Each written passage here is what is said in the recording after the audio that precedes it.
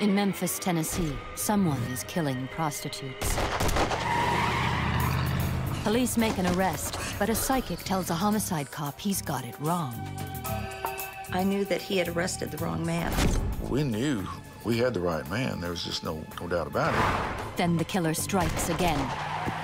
Can the psychic help the cop to catch a psychopath before he kills again and again? It was totally evil.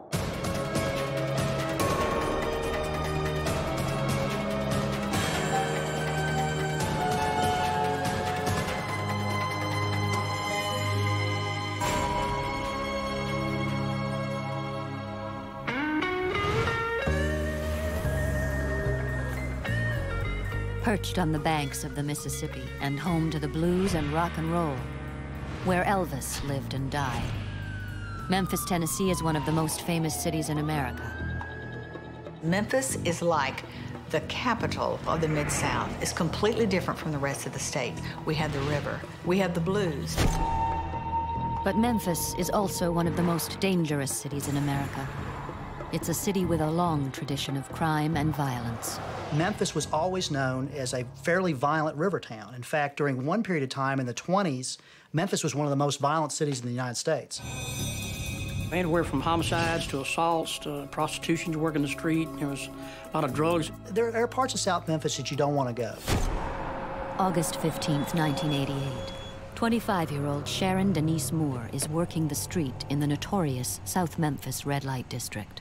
But her last trick turns deadly. She is shot at point-blank range with a .32 caliber handgun. It's the 95th murder in Memphis that year. It doesn't take homicide detectives long to line up a prime suspect. Two witnesses finger a man named Larry Ward. They had canvassed the area and sent some people back out to where he had been and actually had statements from two witnesses who basically tied him to the victim prior to her death. And he left with her and came back by himself and had a pistol. Cops soon track Ward down and corner him close to the scene of the crime. After a brief chase, he is quickly arrested. They felt that they had a pretty good case on him, and that's the reason he was charged. The very next day, however, the routine homicide takes a bizarre twist. Carol Pate, a psychic visiting Memphis on vacation, has an unexpected and disturbing vision about the murder, even though that murder has not been made public. I got a vision, intuitive knowledge, if you will, that there was a serial murderer on the loose in Memphis. Hi, I'm looking for Captain. She immediately calls Captain Ken East of the Homicide Squad.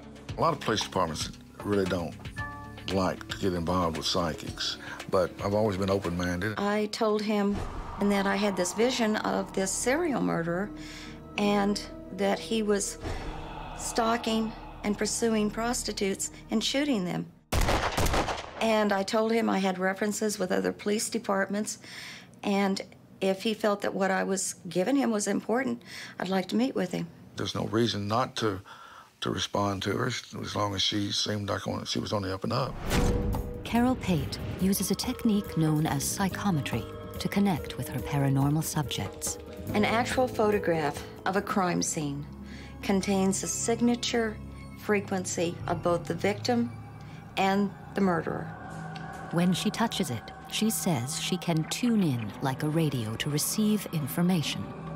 I can then go into the past, present, future. He showed me some photographs, crime scene photographs, and I began to get some information. Number one was I knew that he had arrested the wrong man. The wrong man. Is it possible Larry Ward is not the killer? Or has the psychic made a mistake? The witnesses had said that he was in there bragging about shooting the girl. So we knew we had the right man. There was just no doubt about it. It didn't really make a lot of sense to him, nothing to back up the information that I had. And I told her I appreciated it, and if we had anything come up, I'd call her. I felt like I would hear from him again. Ken East ignores the psychic's strange visions.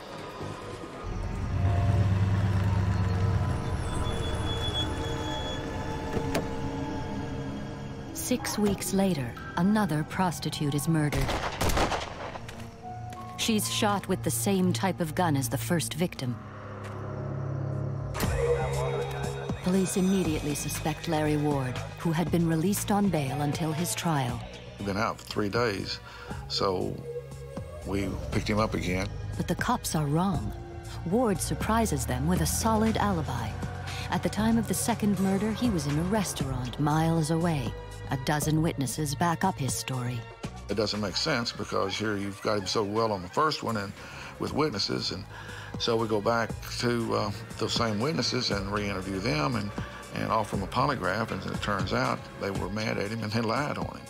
Ken East's open and shut case is suddenly blown wide open. We were at the dead end. It was block 1, start all over. Carol Pate was right after all. So I picked up the phone, called her, and I said, well, our case kind of fell through. It was, in fact, true that he had the wrong man.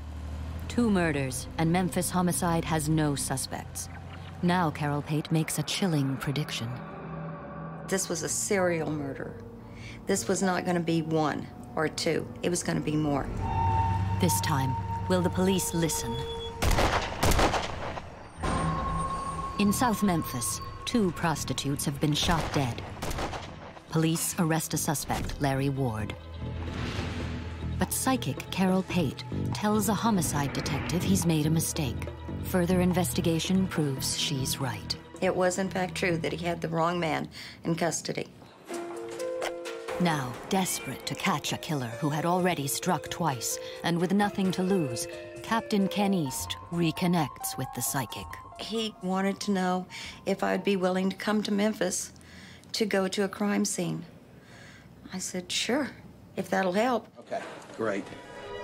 Even so, Ken East decides to keep his meeting and his relationship with Carol a secret. Some of the investigators that were working on the case, they work hard on it, and if they think that I'm having them follow up on leads from that's given to me by a psychic, they're not going to be happy about it. Ken and Carol meet at the scene of the second murder. 28-year-old Laria Ann DeBerry had been shot twice. The bullets confirm she had been shot with the same gun as Sharon Moore. But who pulled the trigger? Can the psychic help the detective? Okay. I asked for a photograph of the actual body at the crime scene. And I used that along with the energy of the location where the body had been found. It's right in through here. So that I could then get the energy of the murderer. I was able to see the murderer, to describe the murderer. I saw an Afro-American man in his early 40s. He had a goatee. He had more refined features. Wiry build, 5'8", 5'9". Ken East takes notes on everything the psychic says. That's a lot of description from anybody, even a witness. Now Carol Pate's insights take her inside the mind of a killer. This man is a multiple personality. But the murdering personality is named Al. She doesn't know if that's what part of the name that is, but that's Al. She's coming up with that. Carol sees 2 opposite personalities in the killer. I got a shy personality, the true personality. But Al was a very strong, violent, evil personality. Al wants to take over. Carol's vision of Al is chilling. He is compelled to kill. This was a serial murder. This was not going to be 1 or 2. It was going to be more. Ken East isn't taking any chances. He decides to use the psychic's description of the murderer in his investigation. It would give us more to talk to the witnesses in the scene where the prostitutes were hanging out. The more you give, the more they'll give you back. He's not done. The psychic and the cop agree to keep in close touch. Ken gives Carol photographs of the crime scenes and the victims to tune in on any new visions of Al. I said, you have an open line to me. You call me if anything comes to you. What I was looking for when I was tuning into the energy is what we could do to catch him. What was his next move? Who was his next victim? Where was it going to be? They don't have long to wait. A week after the DeBerry murder, the badly decomposed body of another prostitute, 30-year-old Linda Tratt, is found hidden in an alley. We knew there was something fishy because the prostitutes were being killed. With this discovery, the homicide investigation is expanded. Sergeant John Garner is put in charge. That case was assigned to me, and then I inherited them all and became the lead investigator on all the cases. With the body count rising, John Garner and Ken East both suspect Carol Pate's prediction is true. A serial killer is stalking prostitutes in South Memphis. We felt sure if we didn't get on top of it that there would be some more bodies found. 10 days later, there is another shooting. 22-year-old Tony Thompson, a transvestite dressed as a woman, is driven to a remote street corner, dropped off, and then shot twice. This time, the killer makes his first blunder. Tony is badly wounded, but alive, the first real witness. He'd been shot 2 times, and 1 bullet was still in his body. So we took him to the hospital and had the doctors remove the bullet, and they did match. Tony Thompson is able to give police a detailed description of his assailant. Incredibly, one that matches the description Carol Pate gave to Ken East. A lot of sketches don't turn out to be exactly like the person looks either, but that sketch kind of fit her description that she'd given, and I was impressed with that. Meanwhile, using materials sent to her by the detective, Carol has more visions of the murderer, but she has difficulty seeing past the killer's evil personality, Al. Al was overwhelming. I couldn't see where he lived because when he would go home, Al would go away.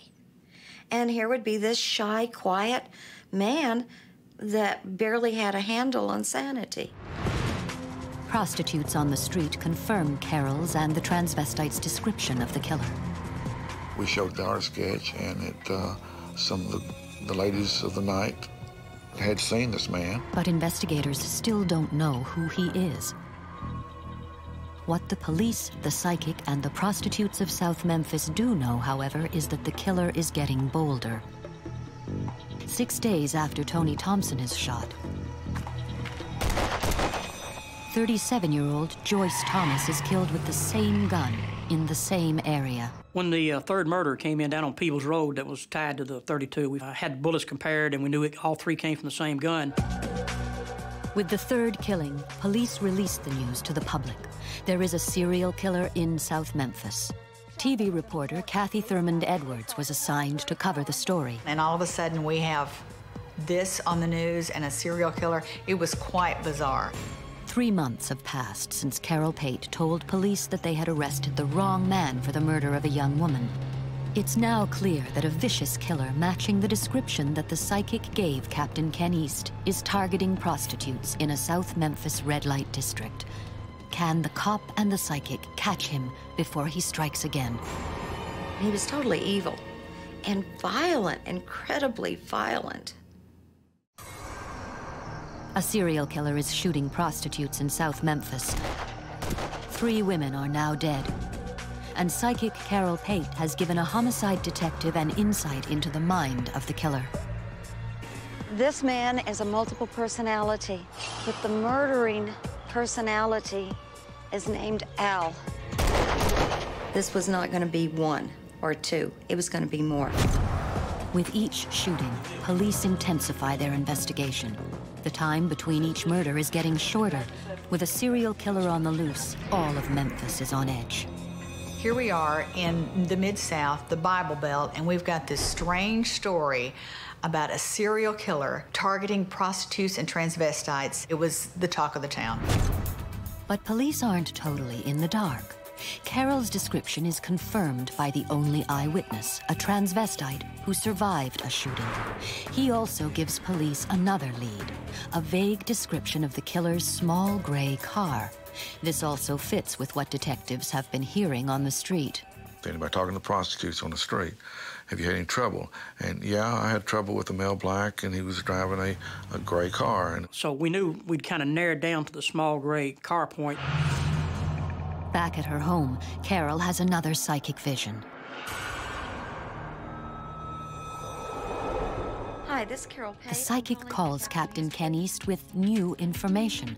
She feels that the killer is about to murder again, but there is a twist. I saw into the future that his next victim was going to be at a stone church in that area where the other murders had occurred.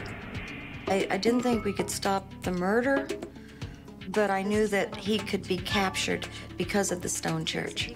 We have several that fit that description, and they were downtown area. We passed this information on to the Uniform Patrol and Vice Squad and told them to be on the lookout.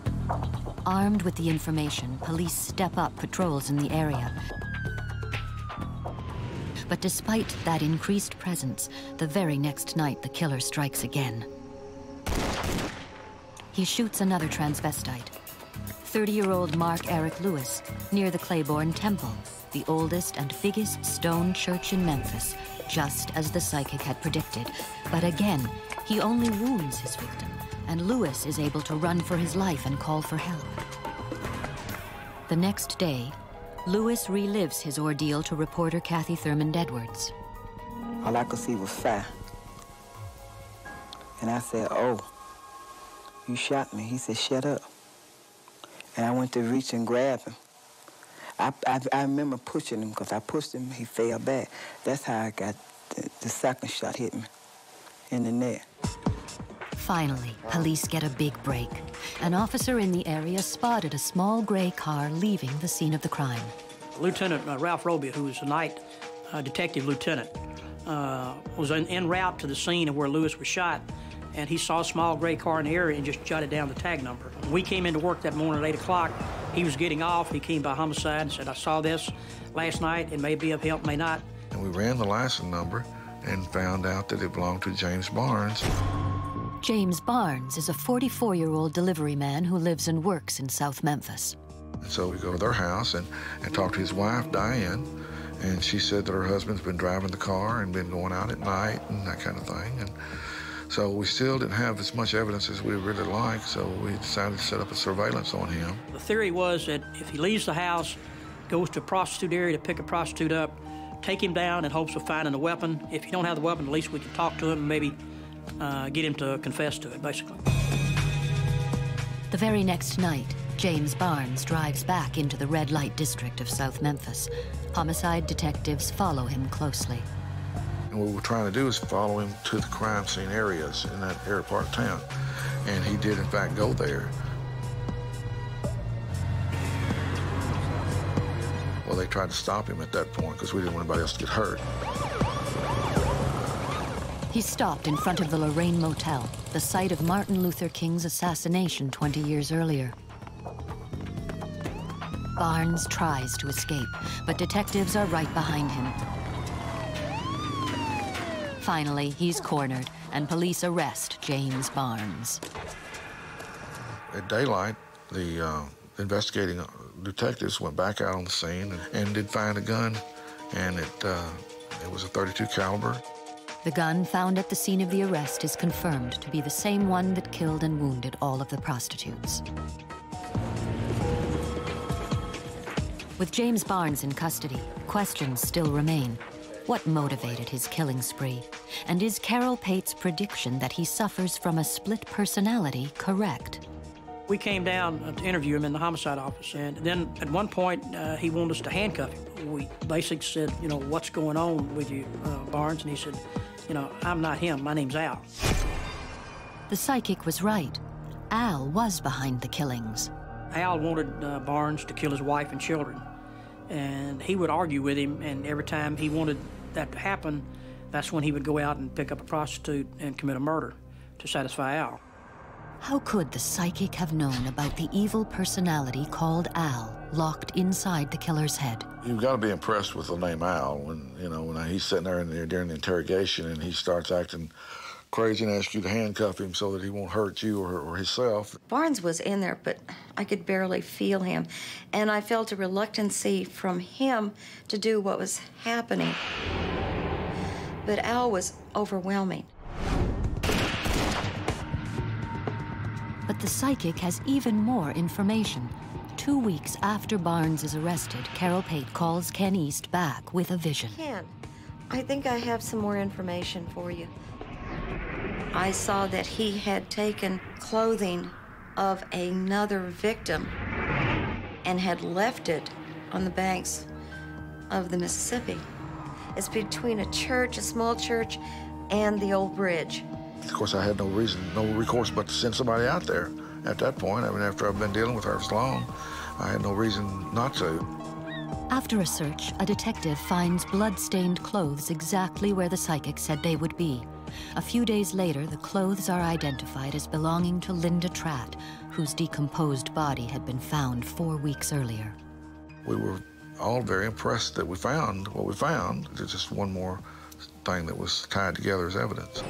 But the bullet that killed Linda Tratt was never found, so Barnes can't be charged with her murder. Police charged James Barnes with the murders of Sharon Moore, Loria Ann DeBerry, and Joyce Thomas. District Attorney John Campbell prosecutes Barnes in court. You can be a multiple personality and not be insane. You know, if the personality that's controlling you at that particular time knows the difference between right and wrong, he's competent. Barnes eventually pleads guilty to all 3 murders. Today, he is being held in a prison hospital where he will remain for the rest of his life.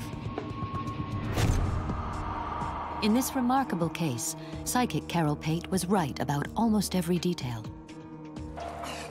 The police did arrest the wrong man. She provided an accurate description of the killer. Wire rebuild 5859. She knew he had multiple personalities and that the personality behind the killings was named Al. And she predicted that he would be caught near a stone church. She even made a believer out of Captain Ken East. So anytime that you get information that's from somebody that has no reason to know it, and then you find the information is in fact true, you have to be impressed with that. Carol Pate's uncanny psychic visions undoubtedly helped a cop catch a killer who had terrorized Memphis for months. I wanted him caught. That was the important thing. He had to be stopped. In Homestead, Pennsylvania, someone is raping elderly women in the dead of night. That was a despicable crime. Certainly a lot of fear. Police have clues, but no suspects. Somebody that we knew and that was just getting off, watching us. Then a psychic has a vision of the attacks. Horrible violence and screaming. And the attacker. This guy was like Spider-Man. She also makes a chilling prediction. We were going to have a murder rather than a vicious assault. Can her mysterious visions help the police to catch a rapist before he becomes a killer?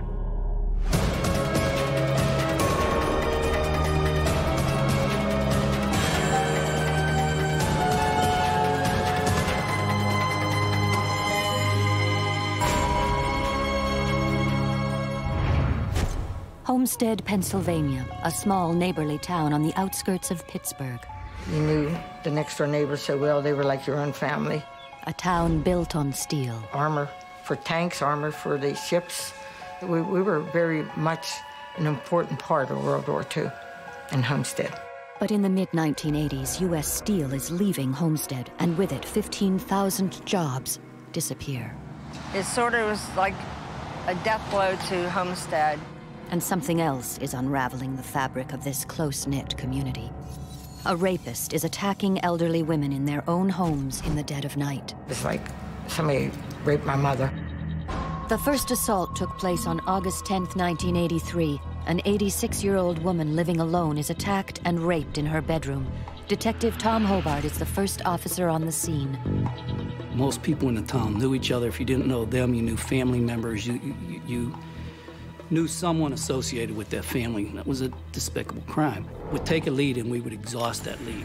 We worked that case for a number of years, and it seemed like at everything we were doing, we were running into dead ends. No arrest is made and the case goes cold. But 2 years later, a 61-year-old woman is raped in her second-floor bedroom, a carbon copy of the first assault. I was born and raised in this town. The first two victims I knew personally. These are our folks. These are our people. We knew them. We knew their sons, their daughters. People tend to forget. They didn't immediately associate the two crimes. We, however, associated immediately just because of the MO, if you will. Though police know the rapes are connected, they have no suspect. The victims never saw anything. The victim would awake with him placing something over their face, whether it was a pillow, a blanket, whatever he could. But he always covered their face. We knew fingerprints matched, but we couldn't match them to anybody at the time. We had serology matches and pubic hair samples. Forensics evidence told us that he was a black male. We knew he was a rather large man. The victims, when they would describe, they'd actually use their hands and say, you know, I grabbed him and his arms were big. You take a small area that is saturated with dogs and none of the dogs barked. We knew that this individual responsible lived in the immediate neighborhood. He was probably a younger man because his method of entering these homes, he had to be strong, he had to be agile. Forensically, we had the evidence from the very beginning. We just didn't have a suspect. But you gotta imagine, other crimes go on. We're a small town, a small department, so we had to pool resources as we need them. We couldn't let the rest of the town suffer because of these incidents. The rapist leaves clues, but the police still have no suspects, and there is no arrest. Then, 18 months later, a third attack. A 75-year-old widow raped in her second-floor bedroom. Evidence was pointing to one person that they realized they had a serial rapist on their hands. The interviewing the women broke your heart. It was very, very embarrassing for them to sit down and talk to me. I was a young man. It just became very personal. Saving this community was our mission. The frustration had set in from not being able to find the assailant. I don't think Hobart went home for a week. I mean, when he did go home, I had to order him home. With the culprit still at large, Detective Hobart does something unusual. His brother met a psychic at a party and suggests she might be able to help. He's very skeptical of psychics, and he had went to a party in the Greensburg area, where Nancy's from, and he had met her at the party, and that she was a psychic, and she did a couple neat things that he thought were pretty neat. We chased all our forensic leads down. We hit dead ends with those. When you ask a policeman how to do something, you get a police response. Policemen think the same way. We may as well get someone in from the outside who can give us a new perspective. Whether it was good information or bad information, it was going to be new information. And when he gave me this idea, I thought, why not? You know, I kind of fluffed it off at first, and then I realized, you know, he's serious. And I said, hey, let's go for it. See what can happen. It certainly couldn't hurt. Nancy Meyer is a psychic who specializes in what she calls ranging. What I usually use when I'm working on cases is the environment itself. The whole environment absorbs what happened. It runs as a movie, but I'm in it, and I can pull the information out. I contact Nancy, and I asked Nancy if she could meet with me, maybe provide me with whatever she could do to help. Give me a time and I'll be there, because these women who were being assaulted were the age of my own mother. I had hoped that Nancy would come in and say, here we go, this is the guy you're looking for, let's go knock on his door, and I'd open the door and I'd arrest him and the case would be over. That's not what happened. But before the psychic gets a chance to meet the detective, there is another rape, just 2 weeks after the third. A 64-year-old woman is viciously assaulted in her second-floor bedroom, but police still have no one in their sights. When they finally meet, Detective Hobart tells the psychic nothing about the case. I wanted her to be able to come in and tell me something, not me tell her. She did request that her and I walk the general area because she said that she would get a better read, a better vibrations on what she was looking for. I walked several steps behind Nancy and let Nancy lead the way. As they walk through the 2-block area where all 4 of the rapes occurred, Nancy Meyer appears to tune in on the crimes. Several times, she stopped right in front of one of the homes and would say, I'm getting some bad feelings from this house. The assaults were so bad, it came right through the walls of the house. Okay. Somehow, Nancy Meyer is able to pinpoint information that only the police knew. Remarkably, she is able to tell the detective in which homes the attacks occurred. Picking the homes where the assaults took place, it was uncanny. She was saying things that no one told her, but I knew to be fact already. And now, Nancy claims she can see the actual attacks. In the images, I saw that he was African American. It was his neighborhood. He knew the streets. He knew how to get from one house to the other. He even recognized the people.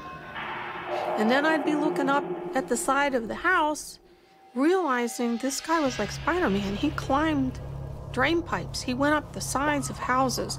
He was going in second-story windows. He clearly enjoyed the risk. As to how that entry was made were very, very accurate, as if she almost knew what had taken place. He would come in the window, and he would stand for a while looking at his victim sleeping.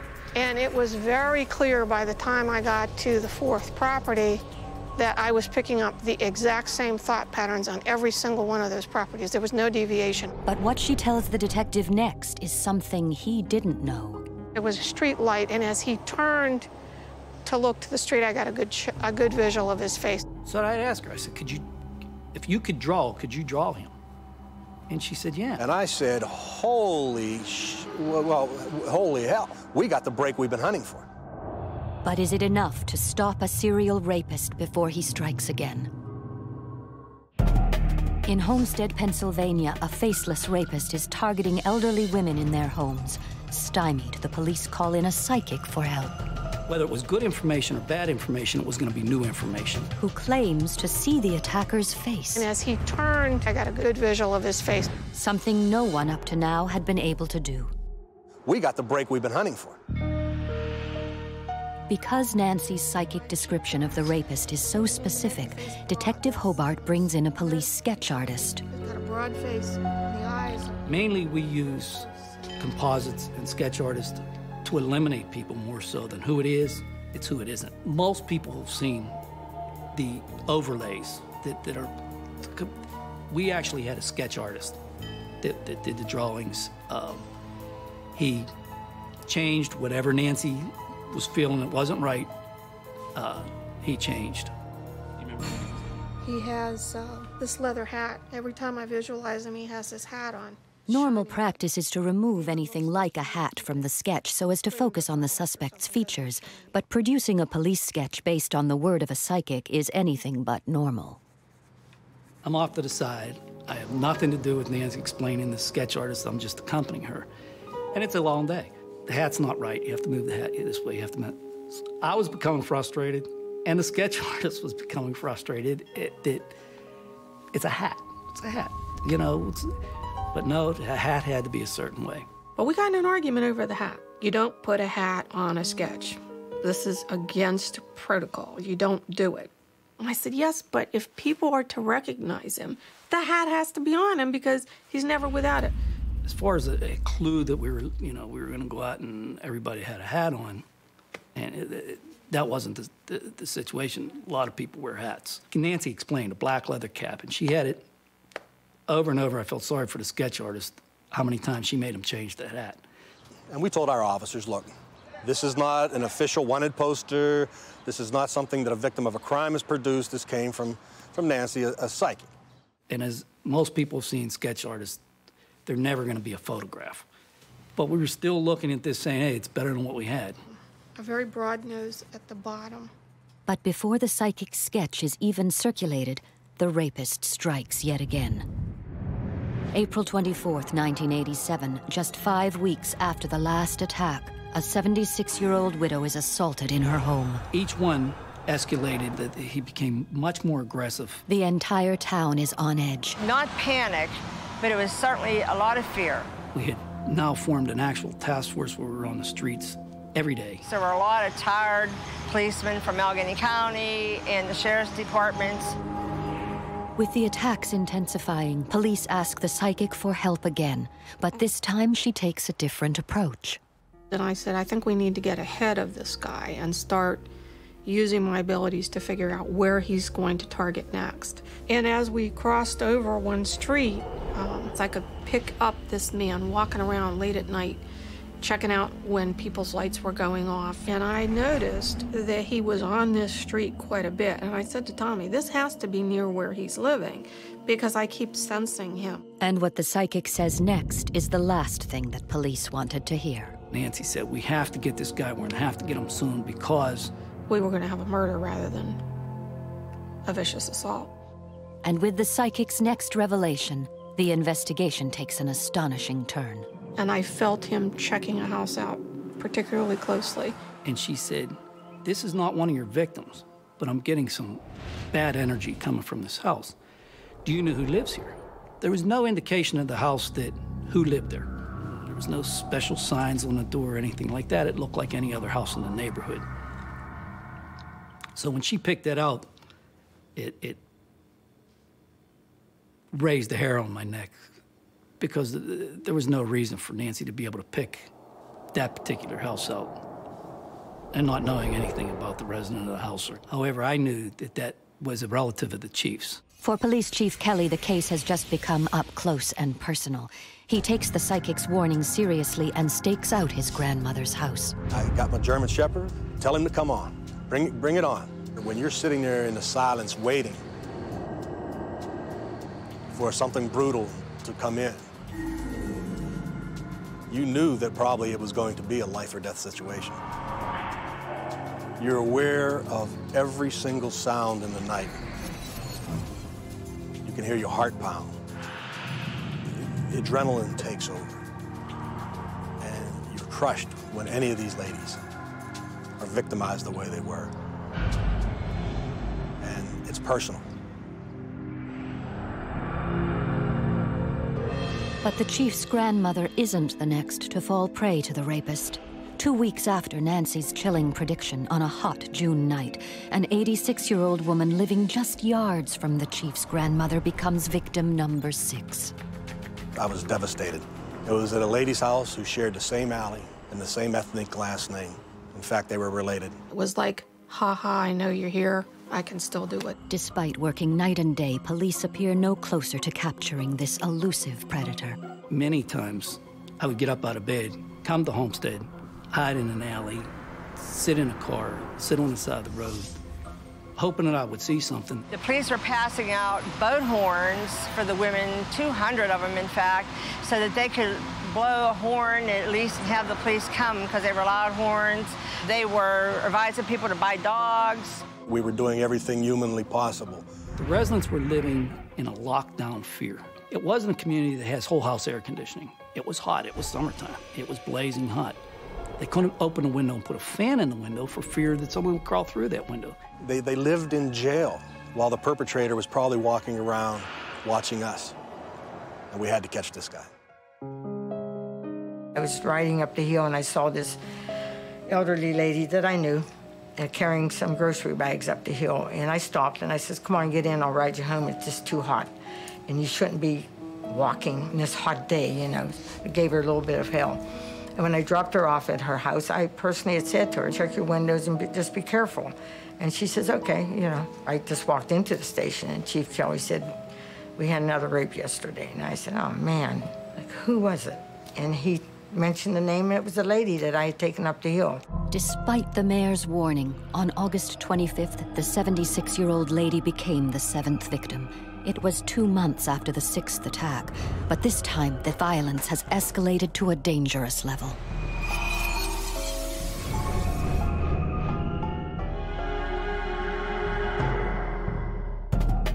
Fear has gripped Homestead, Pennsylvania. A serial rapist is preying on elderly women, and police seem powerless to stop him. These are our people. We knew them. Chased all our forensic leads down. We hit dead ends with those. The frustration had set in. Psychic Nancy Meyer is helping with the investigation. She's certain, if not caught soon, the rapist will turn killer. We were going to have a murder rather than a vicious assault.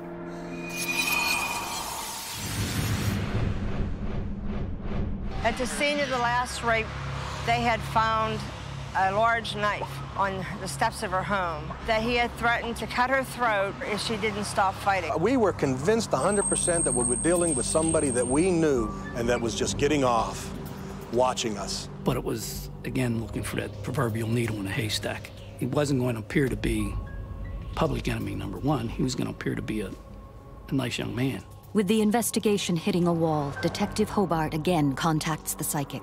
After the last victim, Nancy and I spoke again. I was eating, sleeping, and drinking this case, along with other officers. I wasn't the only officer doing that. I'm sure that my frustrations of being unable to locate this guy were starting to show. And I said, Tommy, you're going to have him by next week. It's going to be over with. You're going to arrest him. You won't need me anymore. I'll believe that when I see it. And but he said, gee, I hope you're right. I said, I hope I'm right. I hope this nightmare's over with. And then, the break the entire town has been waiting for. None of our victims had anything ever taken from them until our last victim. One of those items was a shotgun. The phone rang, it's 3 o'clock in the morning. It was a guy I know, and he said, I know who you're hunting for.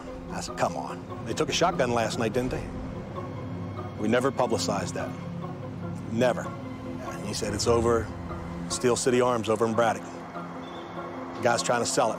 I can set it up for you. The informant sets up the buy, and the police, armed with the psychic sketch, stake out the pawn shop and wait. When the suspect arrives and takes back possession of the gun, the police are there to arrest him. And I had the sketch sitting next to me on the seat, and he turned and kind of looked at me. I said, this was like a photograph of this guy. And of course, at the time, my belief in psychics went sky high.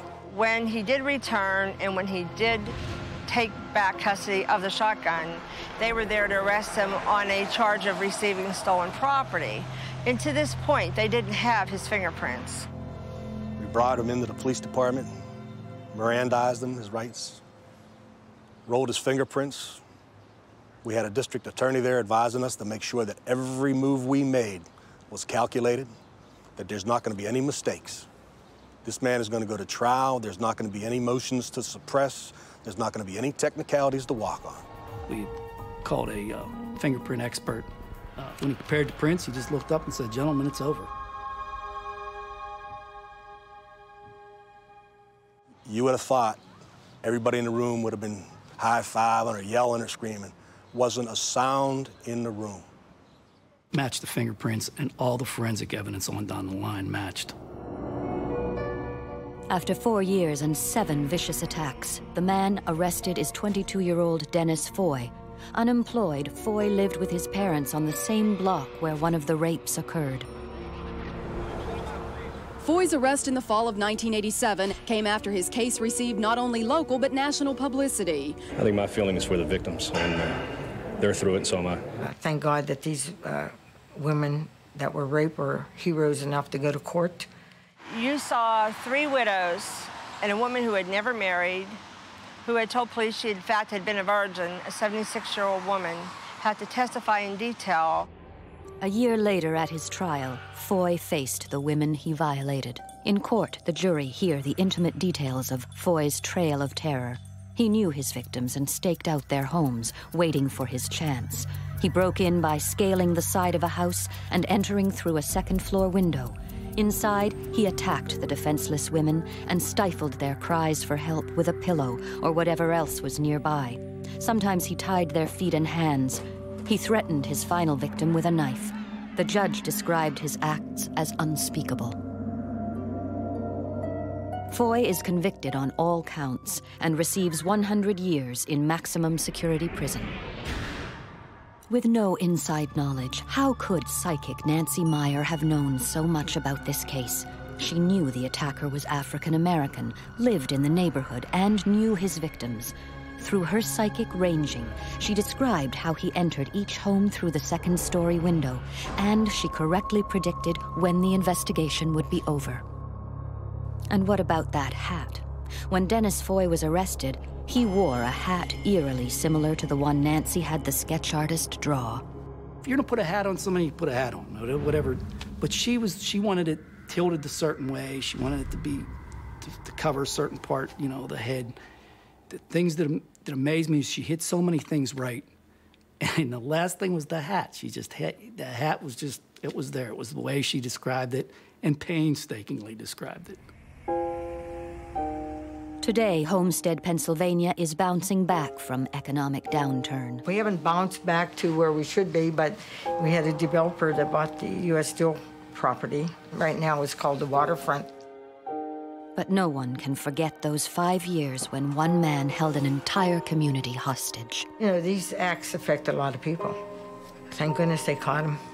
Who knows what the next step might have been. You'll never lose that feeling, you know. You'll never lose the feeling that you could have done more for these people. Just to do it for fun, I don't think so. It's not fun ranging assaults like that. There's nothing fun about it. But when it gets results, then it's worth it. She said we would have them, and it wasn't shortly thereafter that we did. So, you explain it.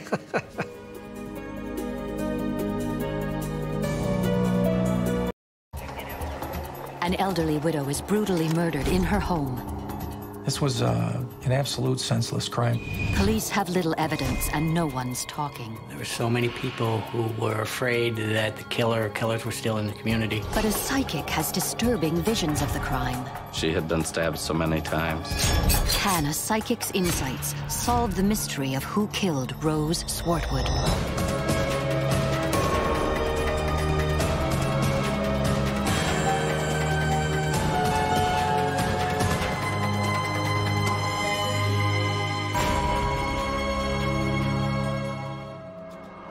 Elmira, New York, an historic town of clapboard houses and white picket fences. A town Huckleberry Finn author Mark Twain once called home. A town unaccustomed to crime. But not on August 25th, 1988. On that day, 74-year-old Rose Swartwood, widowed and living alone, is found dead in her apartment. She'd been the victim of a shocking attack. Beaten, bitten, and stabbed to death. I think the nature of the crime, being an elderly woman that lived alone, was very upsetting. It caught a lot of the media attention and upset a lot of the people in the community. I mean, it was a terrible, heinous crime. Mike Moosey from the local sheriff's office and Corky Patterson from the Elmira Police Department are assigned to investigate this gruesome case. Yeah, there hadn't been a murder in Elmira in several years. Jim Pfeiffer is a journalist who covered the story. What bothered people the most, I thought, was this is a woman who's innocent, who has no enemies. It could happen to me. You know, it isn't supposed to happen to anyone, but especially to people like this. It was believed from the very beginning of this investigation that it was possibly a burglary gone to a homicide rather than a planned homicide. I think we felt quite strongly that this was not anticipated to be a homicide from the beginning, but more a burglary gone bad, and once confronted, turned into a terrible homicide. Moosey and Patterson face major problems. Despite the apparent frenzy of the murder, little forensic evidence was left behind by Rose's killers. The crime scene was very cleaned up. There were some things disturbed still when the police arrived there, but it appeared they had scrubbed down the walls and the floors with some type of cleaning agent. Not only this, but locals are reluctant to talk. A lot of times people just would clam up, or they'd give them false information. So it'd make it more difficult for the police, who in this community were used to quickly solving a crime. Rose lived in one of Elmira's tougher neighborhoods, the Hawthorne Court housing project. Oh, I believe there were people that felt they would be threatened if they cooperated with the police. Scores of potential suspects are interviewed and eliminated. Only two rise to the top of the list. William Cuddy and Demetrius Moore, both local, both well-known to police. We were relatively certain who these suspects were and what their involvement in the crime was. With little evidence to tie Cuddy and Moore to the crime scene and no witnesses prepared to come forward, the investigation gradually stalls. There were so many people who were afraid that the killers were still in the community. Police being blamed for not doing a good job, when that wasn't the case. They were doing a good job. They just couldn't get a lot of cooperation, a lot of information. Months pass with no new leads. The case grows cold. But detectives Moosey and Patterson don't give up. They're not about to let Rose Swartwood's killers away with murder. 2 years after her homicide, with nothing to lose, Detective Moosey decides to try something very different. He decides to enlist a psychic. I had heard about Phil Jordan from other law enforcement agencies. I had never been to him before. The Sheriff's Department had never used him before. To my knowledge, no other agency in this county had used him before. I spoke to Sergeant Patterson about it. We discussed it. We figured there was nothing to lose. Phil Jordan is one of America's best-known psychics with a strong track record of helping cops solve difficult crimes. I have been working with the police for the past 35 years. Jordan uses photographs to make a psychic connection to crime scenes. When I work on a case, I will take a picture of the victim. And as I look at that picture, I start seeing things about that person. Detectives decide to tell Jordan nothing about Rose Swartwood or her murder. When Corky and Mike came to the first meeting, they brought a picture of Rose Swartwood with them. And I looked at that picture and did a reading. Right away, Jordan surprises the police. The perpetrators, I felt, came into the dwelling believing they were going to do a burglary, and they were surprised to find that there was a person in the house. And then I feel as though both the perpetrators felt as though the whole situation went completely wrong, that they had gotten much more involved than they wanted to in the crime itself. Jordan claims his visions reveal not only what happened during the crime, but also what the killers did after. Then I felt as though they would try to put things back the way they had found it. Again, the cops are surprised. Jordan has just identified the reason their investigation has so little physical evidence. But the big question is, can he tell them who killed Rose Swartwood? To find out, they hand him a stack of photos. I took probably between 50 and 75 mugshots of various people to see if any of them had any significance to him whatsoever. We had pictures of people who had been suspects but ruled out, and we had pictures of people who we didn't think had any involvement whatsoever. No names on any of the photographs or anything. Just quietly, we sat there for approximately 10 or 15 minutes as he flipped through several mugshots. And I noticed, as did Sergeant Patterson, he pulled out a picture of Bill Cuddy and set it aside. He then continued to flip through the photographs, and probably 20 or 30 photographs later, he pulled a mugshot of Demetrius Moore, and he laid that down. I felt one of the perpetrators would be black and one of them would be white. It was a moment that would change the course of a 2-year investigation. When he pulled those two pictures out and set them aside, I was trying my best not to look at Sergeant Patterson, but he had pulled out our 2 prime suspects. With no prior knowledge, how could the psychic have zeroed in on the 2 prime suspects? Just about everything that he described was pretty much on the money. But can a psychic's dark visions help police find justice for Rose Swartwood?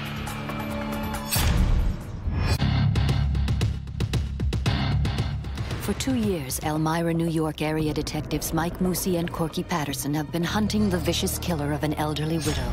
It's very unusual for us to have a crime like that. It was extremely rare here.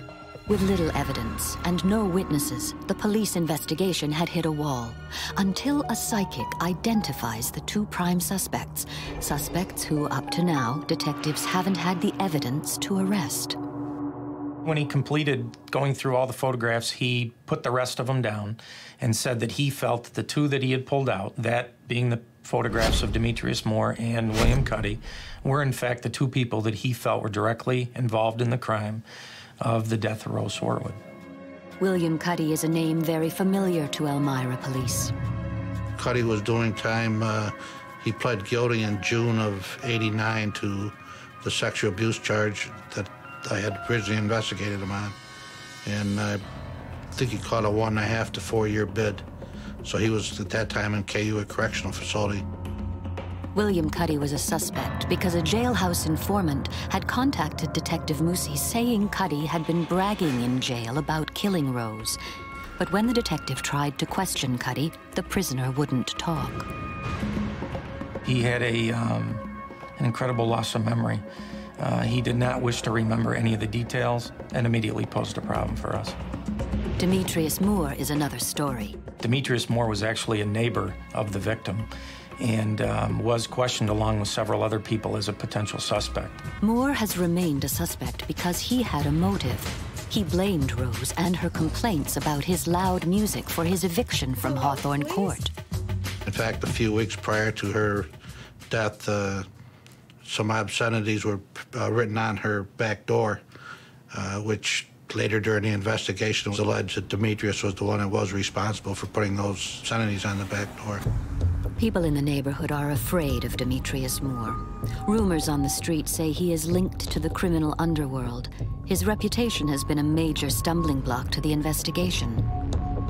Demetrius was free and on the street, and which was another thing that hampered some people wanting to cooperate with us. By pulling the two mugshots, Phil Jordan has confirmed the suspicions of the detectives. Now the psychic has a vision of the actual crime. Whenever I work a case, I not only try to discover how the person may have died, but I also try to figure out what the injuries were inflicted with. In this case, I felt as though she was stabbed, and I could feel that there'd be a rather long knife that was used. Ultimately, there were several stab wounds, which Miss Swartwood suffered as a result of this crime. If one was to read the autopsy report, they'd understand that Mr. Jordan's descriptions were quite correct. The psychic also claims he can see which of the two suspects actually stabbed Rose. Phil described to us that the person who did the actual slaying, the actual killing itself, would have a tattoo on their shoulder. I noticed a marking on his arm that would be a tattoo, and I felt that it had a woman's name in it, but I couldn't make out the woman's name. I knew that Cuddy had such a tattoo on his left shoulder. Mike was not aware of it. No one else connected with the case was aware of it. And that he was the perpetrator, the assailant that killed Rose Swartwood. The tattoo is a stunning revelation, one that Jordan had no way of knowing. Yeah, he was able to describe Mr. Cuddy as being a vicious person, a person who hated women, had a deep hatred for women. I'm working a case. Some of the things I see may seem trivial or ridiculous to the investigation, but may prove to be very significant. I felt that out of her own nature, her own character, and her own nervousness, she would twirl this ring on her finger with her thumb. And there was something about the ring. It was a very large ring and a high set ring, and there's something that just, that whole situation caught my eye. And so I asked them about the ring, and they didn't know anything about it. Subsequent to that, we interviewed Rose's sister, and we asked about jewelry in general, whether she wore it, whether she had a lot of it. Her sister had told us that she did wear a cocktail ring on her ring finger, and then proceeded to tell us that she twirled it with her thumb repeatedly. And, I mean, that is information that certainly neither one of us knew. After 2 frustrating years, Detectives Moosey and Patterson's visit to Phil Jordan re-energizes the case. More than ever, they believe Demetrius Moore and William Cuddy are responsible for the death of Rose Swartwood. We left there with some pretty surprising feelings that he had told us things about Cuddy that probably not a lot of people had known or even investigated. But now the police must prove that Cuddy and Moore are the killers, and it's not going to be easy. So we continued to build the case, and we weren't going to jump before we had all the evidence we could collect and all the information that we needed. A major difficulty has been placing Cuddy and Moore at the crime scene. The detectives revisit the forensic evidence. There was a sample of blood that was found at the point of entry, which is a rear door, a small broken window. The drop of blood doesn't match the DNA of either Rose Swartwood or William Cuddy, but trying to match it to Demetrius Moore has stymied the police. You would have to apply for a court order. And in this case, in order to get a court order, you would at least need enough evidence to substantiate that this person was a viable suspect. Initially, we didn't feel we had enough evidence to do that. The other piece of forensic evidence comes from the victim's body, bite marks. In the struggle before she died, Rose Swartwood was bitten on the shoulder. Bite marks are very difficult to identify most of the time, especially when the victim is the receiver of the bite mark. Though the psychic and the cops both believe William Cuddy stabbed Rose, the investigators don't believe he bit her, and for good reason. Mr. Cuddy wore dentures, and it was clear that the person who did the biting didn't wear dentures. If Moore and Cuddy were accomplices in the murder, Moore must be the one who did the biting. There was actually a photograph taken of Demetrius Moore's teeth on the day of the homicide. When he was being interviewed, the detectives thought enough and were smart enough to take a voluntary picture of his teeth. Demetrius Moore's teeth may be the key to solving the murder mystery, but he's about to do something no one could ever imagine. For 2 years, detectives Mike Moosey and Corky Patterson have been investigating the murder of elderly widow Rose Swartwood. This was an absolute senseless crime from the very beginning. Psychic Phil Jordan has identified the two prime suspects, Demetrius Moore and William Cuddy. At the time of the incident, I believe that I felt one of the perpetrators would be black and one of them would be white. Detectives have only 2 significant pieces of evidence: a single drop of blood and bite marks found on the victim. Police believe the bite marks belong to Demetrius Moore, but before they can prove it, Moore does something very strange. The unique thing there was it was found that Demetrius had filed his teeth. Using a chisel, incredibly, Moore files down his own teeth. What's worse for detectives, they're still unable to obtain a warrant to test Moore's DNA or indeed make a mold of his now damaged teeth. Frustrated, the detectives return to Phil Jordan. What they really want to know is what connects their 2 prime suspects. There was no information, or anyone had never come forward to put those 2 together at any given time. Again, the psychic, who has been told nothing about the case, amazes the detectives. He confirms their belief that Cuddy and Moore were together at a party the night Rose was killed. I felt as I observed the party, it would be a party I would not want to go to because I know I would feel uncomfortable by the character of people that were there. I could see that it was people having a good time, but yet more for the sake of partying to probably drink and get high. The party is crucial to the investigation. It's the potential link that puts Cuddy and Moore together the night of the murder. When we learned about the party initially occurring the night of the homicide, it was very difficult for us to get people at the party to remember who came, who left, who was there, who came with who. So locating people that were at the party for additional information on these 2 or anyone else that might have been with them was very difficult for a period of time.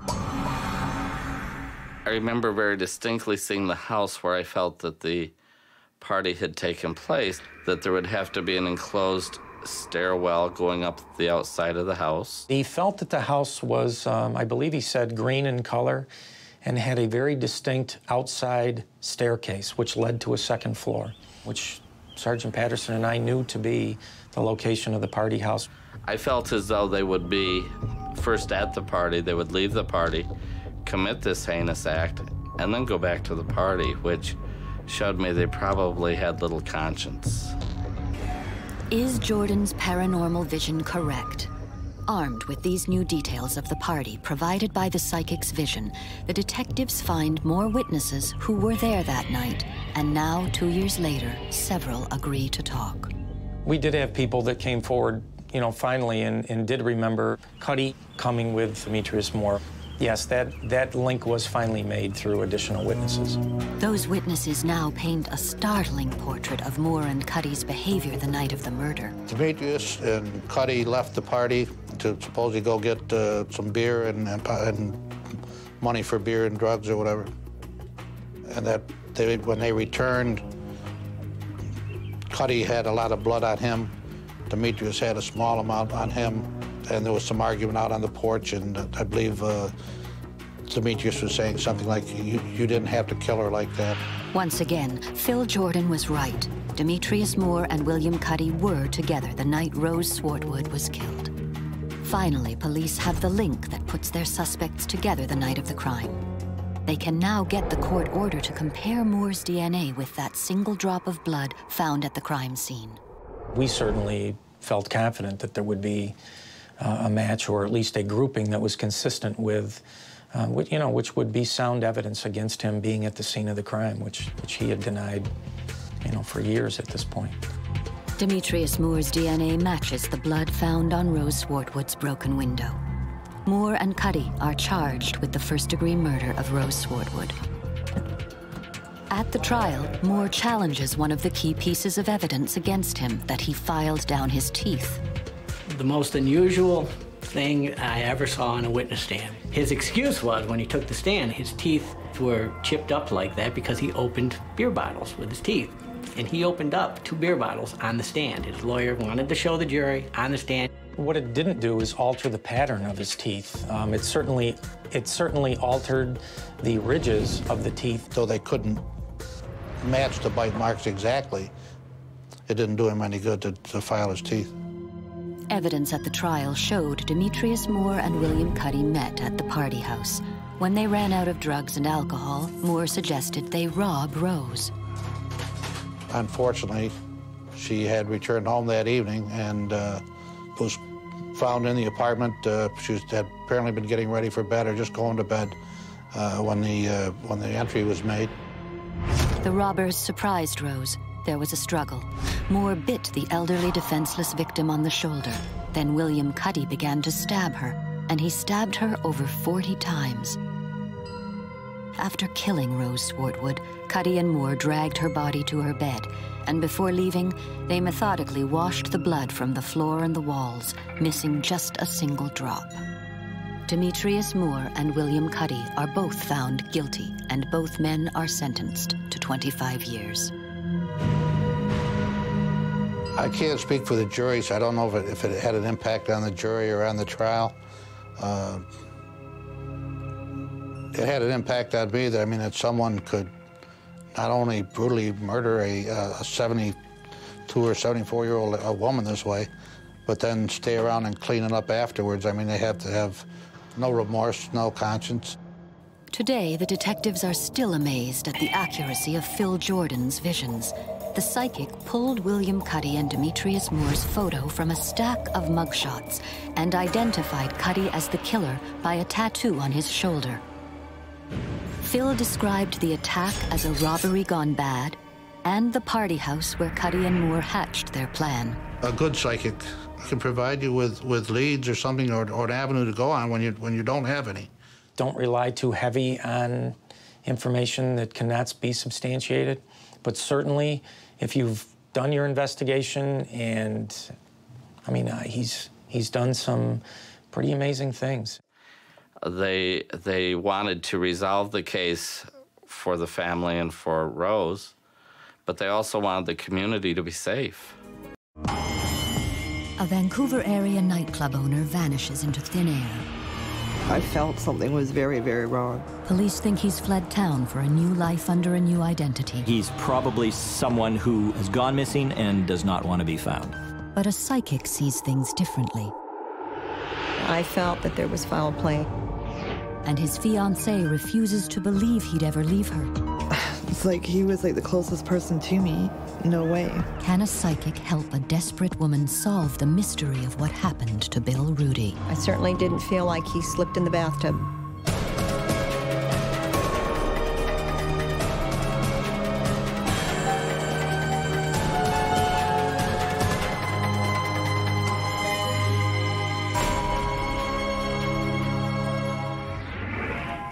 On Canada's Wild West coast, Vancouver, British Columbia is one of the most exciting cities in the world, especially when the sun goes down. In the early 1990s, one of the area's hottest nightclubs was Rumors. Its owner was 51-year-old Bill Rudy. The multimillionaire has investments in nightclubs and real estate, and the cash is rolling in. And Bill Rudy lavished a lot of that money on his fiancée, Janet Bignell. He used to totally spoil me, and we'd go out, and everywhere we went, it was always fun. The couple were making plans together. Bill Rudy told Janet that he was ready to cash in his chips and start a new life with her in a small town east of Vancouver, near Janet's parents. What we were going to do is actually liquidate everything and then move to Kelowna. Basically, because Bill and I were going to move, I no longer had my own house because we were going to be buying a new house. It seemed like everything was falling into place for Bill and Janet. But then he does something odd. In February of 1994, Bill checks into a local motel, telling Janet he needs to sort out his tangled business affairs before he makes the final move. He wanted just to take a week and sort all the tax things out and just have peace and quiet where nobody knew where he was. On Monday evening, February 21st, Bill and Janet spoke on the phone. He just said that he was just going to get something to eat and then he was going to go to bed. So he did call me that evening, and it was around 9 o'clock. But the next day, she doesn't hear from him. I paged him throughout the day and nothing. Then that evening, we were supposed to go out for dinner. I had a babysitter booked for 6 o'clock, and still nothing. 2 days pass, and Janet still doesn't hear from Bill Rudy. Just the knot in your stomach, I felt something was very, very wrong. Desperately worried, she goes to the police, but they don't see the disappearance of Bill Rudy as a top priority. One of them even said, well, obviously if it was a child, we would take it more seriously, but people, when they're adults, people can just go away. But the police are obligated to do at least a routine investigation. They dig around a little and discover that Bill Rudy has one good reason to disappear. Bill Rudy had an ex-wife who he was still having some problems with and issues. And as they dig deeper, they begin to believe that Bill Rudy may be missing on purpose. Rudy was planning to get out of the business, had taken care of his debts, and he was ready to move on. But Janet refuses to believe that Bill would ever leave her. People don't know him on a personal level. Sure, they may know him on a business level, but no way. A fiancé is not quite the same as a wife, and there are many times where a girlfriend, fiancé thinks that the relationship is maybe further along than it actually is. But Janet had gone to Rudy's hotel room 4 days after he went missing. What she found convinced her this was not the room of a man who wanted to disappear. I go into the room and everything is there. The closet's full of clothes, his toothbrush is in the glass, his razor is plugged in.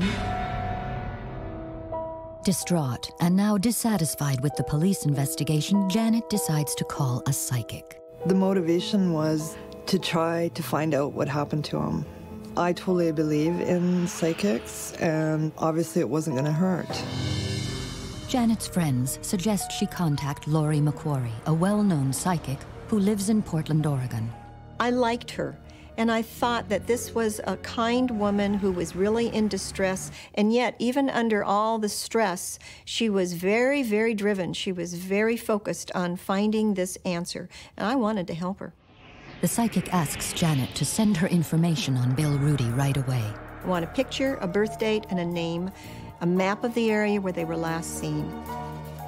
Lori uses a psychic technique she calls victimology. I can sit down and just looking at that picture, it's just focusing and allowing it to flow. And I get a story. I get a total story, and I just start writing. And the story Lori is getting about Bill Rudy is deeply disturbing. If I weren't a psychic, I would be going, well, gee, this looks like a businessman. And what came through was, we have two people here. We have a man who presents himself as being the honest businessman, and then we have the hidden side. How do you tell this poor girl that her missing fiancé is a really nasty man and I don't like him? But I said it. I didn't want to believe her. Half of me is still skeptical. Well, okay, it's a psychic. It's not science. When I said this is a bad man, I believe I recall her saying, I know. He's not perfect. To Janet, Bill is the man she loves and plans to marry. But the psychic is onto something. The police have discovered that in his business life, Bill Rudy did have a hidden side. Bill Rudy used a number of aliases in the past, mostly to cover on somewhat shady business deals and houses and mortgages and things, but it showed that he was not above manipulating and fudging the rules. And Janet did know Bill Rudy had secrets. When they first met, he lied about his real name. He told me his name was John Andrews. The reason he was using these names is so that his ex-wife couldn't track him, and I totally believed him. A person who uses aliases is not the most honest person in the world, usually using those aliases to his advantage, to someone else's or the government's disadvantage. But Janet is desperate to find out what happened to the love of her life. Now it seems the psychic is the only one who can help her. She gave me positive encouragement. She was always available. I talked to her like many times throughout. Not only has the psychic sensed that all is not what it seems with Bill Rudy, now she gives his fiancée some truly chilling news. I knew he was gone. It's kind of like they say in the search and rescue world, it is no longer a rescue, it's a recovery. You know, to me, he still could have been missing, but Lori said no, he's gone. If the psychic is right, how did Bill Rudy die, and where is his body?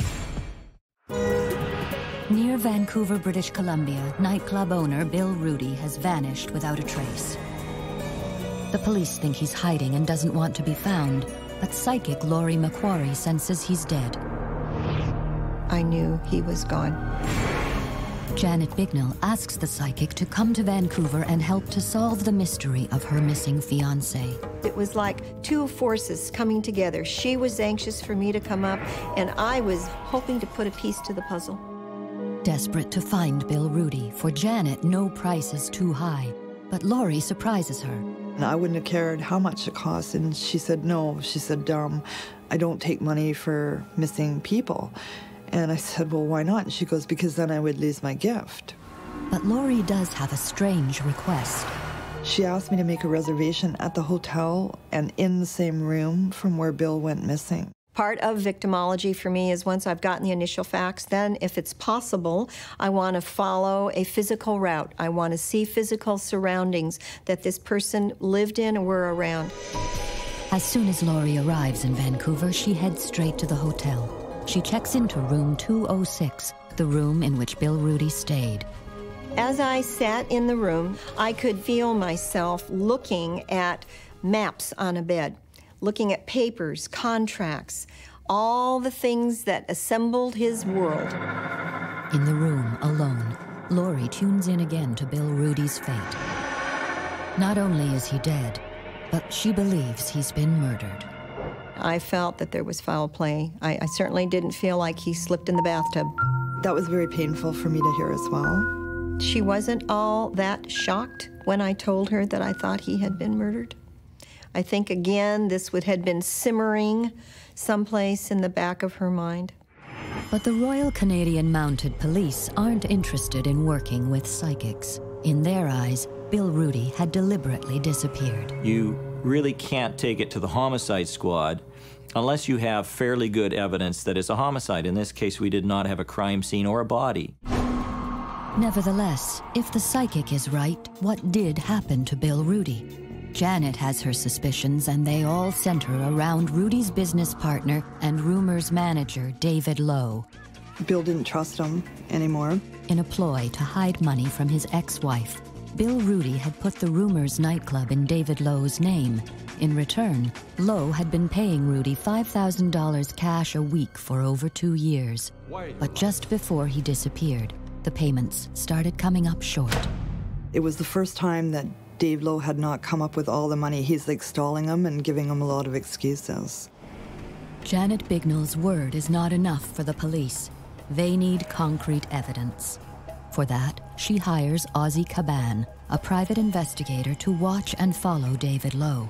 Based on undercover operations, based on street talk and everything else, that was the guy of interest to us. But even Ozzie can't uncover any new evidence, and Bill Rudy's secret life doesn't help. We had an individual with about 6 different aliases, businesses all over the countryside. We realize that we're dealing with a situation here that, shall we say, is a little shady, a little on the dark side. None of that, however, matters to Janet. All I wanted to do is find out what happened to him. To do that, she asks the psychic and the private eye to join forces. Maybe they can solve the puzzle of what happened to her fiancé. And Lori thinks the best place to start is at the nightclub. She wanted to see if she could feel Bill's energy, and I was scared to go. Ozzy thinks it's too dangerous for Lori to go alone, so he sends an undercover off-duty police officer to protect her. Lori and the cop shoot pool, but her mind is not on the ball. Her psychic senses are telling her details of Bill Rudy's death. I immediately knew that I was on the right track. Bill Rudy had died here. I knew it. I knew it beyond a shadow of a doubt.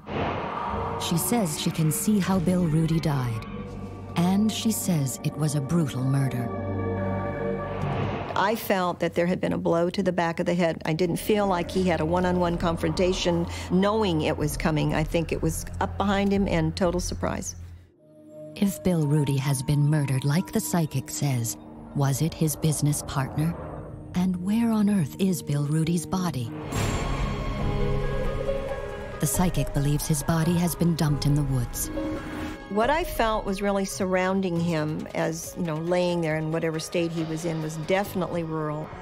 So Lori and Janet hit the road in search of Bill Rudy. She wasn't familiar with the area at all, and yet she's the one telling me which way to go. Yes, I felt the sense, go left, go east, and that's what we did, and it felt right. We kept driving, and she said, "Don't worry, he's going to be found." And looking at the map, and she says, "I believe he's in the back of Harrison area." Psychic Lori McQuarrie has never been to British Columbia before. Yet she marks an area on her map, sensing that Bill Rudy's body lies in the mountains to the east of Vancouver. Whatever I pointed to, I felt strongly about it. And the problem always is, usually people aren't dumped on a sidewalk. They're dumped in acreage. In fact, the area Lori circles is the perfect place to hide a body. It's vast, rugged, and remote. They drive all day, but the psychic can't seem to zero in on the exact location of his remains. I didn't think we were going to find him that day, but I would have been pretty excited if we had found his glasses or his jacket. Though they come away from the wilderness empty-handed, the psychic is convinced her vision of Bill Rudy's fate is right. But 2 weeks later, there's another twist in the tale of Bill Rudy. His van is found, abandoned at Vancouver Airport. For the police, it's further evidence that he wanted to disappear. And they said, "Well, we've located his vehicle. We found it at the airport, so obviously he's left the country." You find a vehicle there, and that's a pretty good indicator that he's gone to the airport to leave. But when Janet picks up the van, what she discovers tells her it wasn't Bill Rudy who drove it to the airport. The music was totally loud. Okay, well, that's not Bill. And totally on a radio station that Bill, it was heavy rock or something, and just really, really loud, right? And it's I had an eerie feeling driving that van too, right back to Surrey, so. Has Bill Rudy been murdered? Or has he vanished of his own accord to start a new life under a new alias, as the police suspect? At great cost, Janet remains convinced her fiancé would never leave her, and she continues to search for him. I just stopped working until I could find out what happened to Bill, so I lost my career. Ultimately, I was evicted from Bill's house with 3 days' notice, and I spent all my money. And I remember my dad said to me, "You can spend the rest of your life going through the bush looking for him, and you may never find him." And so I was coming to that point, and I never thought he would be found. Months and then years pass, and the case cools and finally goes stone cold. Then, on September 27th, 1996, 2.5 years later, a logger makes a grisly discovery. And I looked over and I couldn't believe it. I found a skull. Suddenly, the Bill Rudy case is red hot. 2.5 years after Janet Bignell's fiancé, nightclub owner Bill Rudy, disappeared, there's a new twist to the story. In September 1996, a logger working in thick forest in the Harrison Mills area east of Vancouver stumbles on the unexpected, a human skull. Psychic Laurie McQuarrie says Bill Rudy's been murdered and his body has been dumped in Harrison Mills. I felt that there had been a blow to the back of the head. Will she be proved right? The logger immediately contacts the RCMP. They find a suspicious crack on the back of the skull, but nothing to identify whose skull it is. The skull is shipped to a crime lab for DNA analysis. Because of a huge backlog, it would take almost 2 years for the tests to identify the remains. But when the result came in, incredibly, they confirmed the skull belongs to Bill Rudy. Psychic Laurie McQuarrie was right. Bill Rudy had been buried in the exact area she marked on a map 4 years earlier. Whatever I pointed to and drew a circle on, I felt strongly about it. What police thought all along was a missing person case is in fact now a murder. Forensics showed Bill Rudy was killed by a blow to the back of the head, again, just as the psychic had predicted. I could just feel it, like almost Bill was staying there not expecting it. After 4 years, the Bill Rudy case is now officially a murder investigation. In the case of missing persons, that file would be handed over to an active homicide unit. And they would then take over the investigation, review the file, and start over again. And the first person the RCMP call is Janet Bignell. He said that human remains had been found through DNA, have been positively identified to be William Rudy. And that's exactly the way he told me. It's really cold. But she's not prepared for what happens next. He brought another police officer in there, and then they started recording it.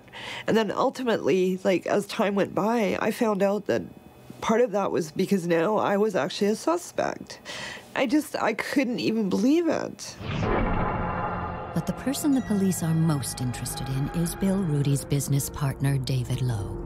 Mr. Lowe told investigators originally that everything was okay, that Mr. Rudy had been paid up and now Mr. Lowe was inheriting the business. It didn't take investigators very long to realize that Mr. Lowe had said things originally that were not true.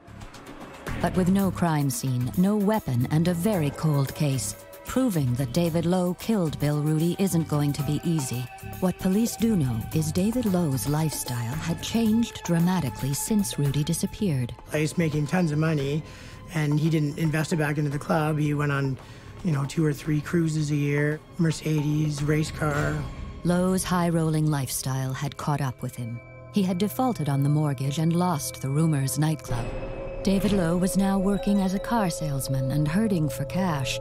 So the police decide to exploit his weakness. The body was a car salesman, not very good at it, apparently. So not a whole lot of income. So when he realized he could regain some status, some power, get some money, he was just prime for the bait. He wouldn't have been thinking after so many years that now he was becoming a target of a sting operation.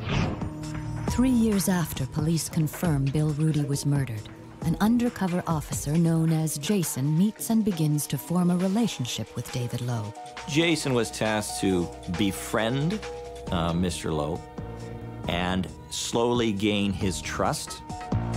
Jason convinces Lowe that he's a gangster and tells him he can make big money if he can prove that he too is a bad guy.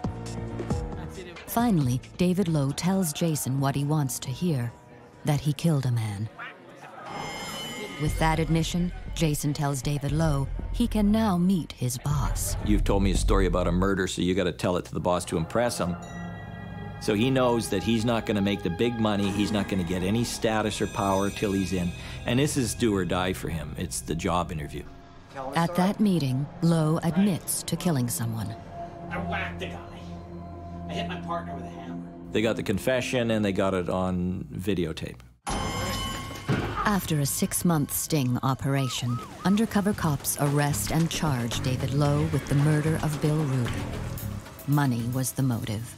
He missed payments, and basically Bill was going to put the squeeze on him.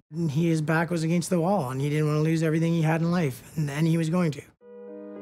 During David Lowe's trial, testimony confirms all of Psychic Laurie McQuarrie's visions of the crime 10 years earlier. The murder did take place in Rumors nightclub, where Lowe crushed Rudy's skull with a hammer.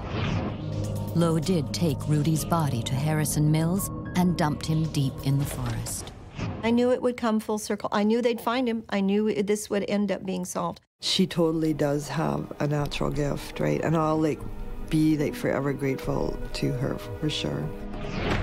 On July 5th, 2004, 9 years after Bill Rudy had vanished, David Lowe is convicted of first-degree murder and sentenced to 25 years in prison. Finally, after 9 years, David Lowe's conviction gives Janet some peace. And now at least I feel vindicated that the person is caught in jail, and it would have been worse to go through the rest of my life without knowing. David Lowe is appealing his conviction. Janet Bignell has a new life, but she will never forget Bill Rudy. I miss him. My life would have been a lot different, but I have learned a lot. I've learned not always to take people at face value. A business trip turns deadly when a state auditor is found at the bottom of a ravine. Somebody was mad and they took it out on this victim before they actually executed him. We all knew that foul play had occurred. There's a killer on the loose and police have little to go on. Well, we didn't have any blood evidence. We didn't have any fingerprints. Until a psychic breathes new life into the case. I'm seeing the murderer now. Oh my God, he's so dangerous. But are her visions enough to catch a killer in a lie? We knew that we were only going to get one chance to speak with Eugene Moore. And will a psychic's chilling premonition come true? You won't take him alive.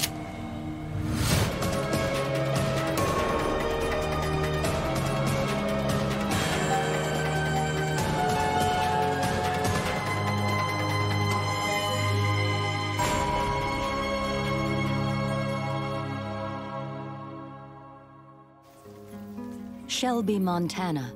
Population 3,300. Part of the Montana Highline, stretching 650 miles from North Dakota to the Idaho border. It's a crossroads where Highway 2 and Interstate 13 meet, a transient place.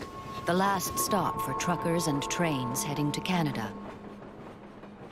On the morning of November 13th, 1989, 40-year-old state tax auditor Walter Sullivan left his home in Great Falls and made the 45-mile drive to Shelby for a business trip. He never returned. Walt was one of the field representatives who worked out in the field, working with employers, collecting taxes, making sure that employers were reporting properly. Sue Moore worked alongside Walter for 13 years. He was a dedicated employee who had worked for the state for more than 18 years. When Walter fails to show up for 2 of his appointments, his co-workers begin to worry. I called the governor's office. I mean, I will never forget this. Whoever his chief of staff or whoever the person was that I talked to said, he'll show up when he sobers up. And I almost dropped the phone. I said, you got this all wrong.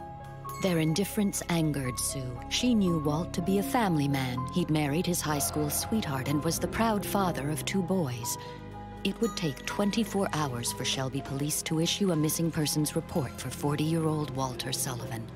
We began backtracking every place that Mr. Sullivan had went. Dave Robbins was the Shelby County investigator on the case. He learns that Walter had 3 appointments the day he went missing and only made it to 1. We're suspecting that the last person that talked to him was Gene Moore. Eugene Moore owned and operated a truck stop in Shelby. When police contact him, he says he did meet with Walter and that he left the same day. A week goes by, and Walter's disappearance is big news. The whole town is talking. We start hearing that he was here, he was there, he's turning up all over town at certain times of the day. And I knew Walt really, really well. And the idea that he was off gallivanting and sporting about somewhere was just nuts. I mean, just nuts. And of course, a horrible, horrible insult to his family. We were developing information because we were hoping beyond hope that this man would turn up safe and alive someplace. November 22nd, 9 days after Walter went missing. His mangled car is spotted 250 feet down in a ravine. We picked our way down away from it so we wouldn't disturb anything, but as you peered over the top, you could see a body laying down there, so we knew we had a crime scene. There lay the lifeless body of Walter Sullivan. The car was pretty banged up because it went off this cliff and rolled down there, so A lot of what we did in video footage was to collect the evidence and document where it was. It was our worst fear was realized, and we were devastated. All I remember doing is crying and wanting to know that something was being done. An autopsy would reveal that Walter Sullivan's death was no accident. The victim had been beaten severely about the head and the face, and that he had been shot at close quarters in the back of the head. Somebody was mad, and they took it out on this victim before they actually executed him. Who killed Walter Sullivan and why? With no fingerprints and few clues, police revisit the last man who saw him alive. Eugene Moore gives them a more detailed account. He said around 8 o'clock that Mr. Sullivan left to go to his place to do the audit because that's where he keeps the records. He said that Mr. Sullivan did not follow him directly to his place, arrived a few minutes later, and at that point had another gentleman with him who he described as a Native American with long black hair. He stated that Mr. Sullivan only wanted a couple years state tax returns and some checks from his ledger book, and that's all. When police do a background check on Moore, they learn he is an ex-Marine and has been trained in combat warfare. They also learn he threatened other auditors in the past. We all knew that foul play had occurred. I mean, we knew it. Walt had said earlier at a meeting with some of the other field reps that he was going to go to Shelby and see a guy who he was concerned about, who he knew was going to be difficult to work with. Eugene Moore's business was flagged when the state learned he hadn't filed a tax return in more than 15 years. We're talking about somebody who truly subscribed to that whole tax protester notion. Walt often had a history of bringing employers like that around so that they would start out being very anti-government. And when Walt got done with them, he made them see why he was doing what he was doing, and which is really what the very best of our field reps were able and still are able to do is promote that. There was a gentleman that worked at Mr. Moore's truck stop, and this guy had been laid off, and so he went to file for unemployment, and there was no files, there was nothing on him, so Mr. Moore had turned in nothing to the state. That's what precipitated this audit that was coming from Walter Sullivan. Police obtain a warrant to search Moore's business and home, but find no hard evidence. I felt I had good evidence in regard, though it was circumstantial. We had no physical evidence to tie our suspect to this crime other than the fact of his story and what he had said to us. Another snag, Moore's wife, Tammy, provides an alibi for her husband, claiming he was at home that entire evening. It was during that time that, or after that interview, that we called him back to try to do another one, and we were contacted by a lawyer out of Cutbank who said, I now represent Mr. Gene Moore, and he's not going to talk to you gentlemen again, so leave him alone. And so we backed off for a while. With nothing else to go on, the case is stalled and sits on the shelf for 6 years. Family and friends of Walter Sullivan couldn't let it go. A state worker murdered on the job, and no one was doing anything about it. The worst part of the aftermath of Walt's tragedy was knowing that this employer was wandering around literally on the loose, and apparently, as we found out later, had changed businesses, had moved around up there, none of which I knew about. It was infuriating. I was mad to tears. Finally, Sue's anger turned to action. She writes a letter to the local paper demanding justice for Walter Sullivan. That single letter hit a nerve. News media across the state picked up the story. The pressure actually came from outside. It came from news media, Great Falls. We were constantly being called, and I think people were upset that a crime like this would happen in this community. It pressured Montana's Attorney General to assign Joe Uribe, an agent from the Department of Justice, to solve Walter Sullivan's murder once and for all. We had a meeting between all the officers that were involved in the early investigation and myself. Joe, right off the bat, he saw the difficulties with the case itself. He knew everything we had. He saw the evidence. He saw the statements. So he knew what we were up against. After reviewing the case, I felt that there were some things we could do to help get the case going again. That something different was a psychic. And I got home, and I turned on the TV. I was pretty tired, but I was amped up after reading the case file. So I turned on the television, and there was a program about psychics on there. After watching her on 3 different cases that she worked on, I felt that maybe she could be some help to us. A psychic encounter was about to ignite a 6-year cold case, and her visions would stun police. This was revenge. In northern Montana, a state auditor is found dead at the bottom of a ravine. He'd been beaten and shot in the head. Police have a suspect, but no hard evidence. The case stalls. 6 years go by, and family and friends demand answers. Who killed Walter Sullivan? Feeling the heat, the state assigns a new investigator to the case. Joe Uribe knows he has to solve this murder no matter what it takes, even if it means traveling more than 2,000 miles to ask a psychic for help. We decided to fly down to Florida because we had some evidence, and she wanted us to mail the evidence to her, and we didn't want to do that. I was still pretty skeptical. I'd never worked with a psychic before, nor had I ever dreamed of working with a psychic. I was very skeptical, and honestly, I thought it was just a waste of time. But after we talked about it a while, we thought, since the case was stalled, what harm could it do? Noreen Renier is a psychometrist who specializes in missing persons and homicide cases. Psychometry is touching an object and getting impressions in your head, in your mind about the object. And we are energy, and a residue of it is left behind in an object. In very passionate crimes of hate or love, it seems like it leaves more energy than just a missing person walking in the woods and being lost. So homicide is easier for me because the energies are much more powerful. Although violent, they're easier for me to pick up. Investigators use a video camera to document the session. Give me the first name of the victim, and then what I'm going to do is just very briefly describe the victim, just enough so you know I'm in tune to it. In our case, we brought several pieces of clothing, and we even brought the bullet that was in the victim's head. I remember touching the items, the clothing, and I got a picture of the victim. Okay, feel facial hair. She told us that she could see the victim and that he had facial hair. Walter Sullivan had a beard. She told us that he was short, stocky, physique, short-necked. Basically described Walter to the T. Without a word from the investigators, Noreen has no idea whether she has locked on to their victim, Walter Sullivan. I'm sure that they thought it was a more scientific process if they didn't react, but somehow I needed that little bit of feedback, but I kept going without any feedback. We told her nothing about the case, and some of the things she said was just incredible. I see a blue metal building. I see something like an antenna, like 3 going up, train tracks going close by. There was railroad tracks very close to the blue shed. Remarkably, Noreen is describing the home of their prime suspect, Eugene Moore. The physical features that Noreen described, such as a blue metal building. There was a blue metal building on the property.